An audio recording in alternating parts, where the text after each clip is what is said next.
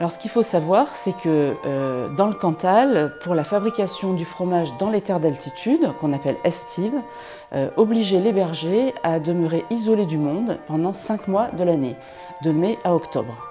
Et on sait que depuis le XVIe siècle au moins, l'Église du Cantal s'est préoccupée d'assurer un service religieux dans ces fameuses estives. En conséquence, un type particulier de chapelle de secours, lié à la montagne, a existé tout autour du massif volcanique. En 1503, une fête des bergers et des vachers existait sur le plateau du Coyan, au-dessus de Vic-sur-Cère. Ils entendaient la messe dans la chapelle Sainte-Madeleine, qui était desservie par les prêtres de l'ermitage de Saint-Curial. On sait aussi que dans la petite chapelle d'Aubusson, au-dessus de Mandaille, les bergers venaient entendre la messe. La chapelle du Cantal, elle a été bâtie en 1687, au-dessus de Thiézac. Isolée au milieu des Burons, elle accueillait les bergers de 6 ou 7 paroisses environnantes. C'était un prêtre de Rouillac qui célébrait une messe à 10 h du matin, tous les dimanches et jours de fête, du 15 mai au 15 octobre.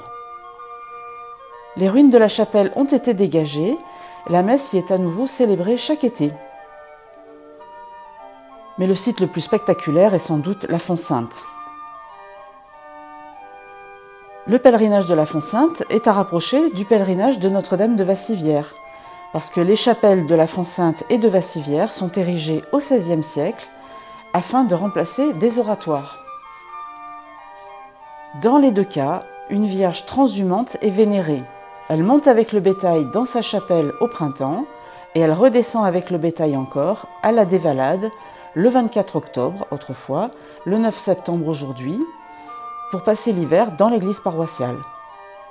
L'écrivain Pierre Besson a fait un récit poignant de la fête des bergers à la fin du XIXe siècle.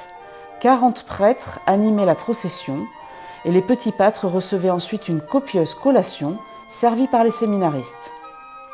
Aujourd'hui encore, la fête des bergers reste très chère au cœur des Cantaliens qui s'y rendent très nombreux pour la fête du mois d'août.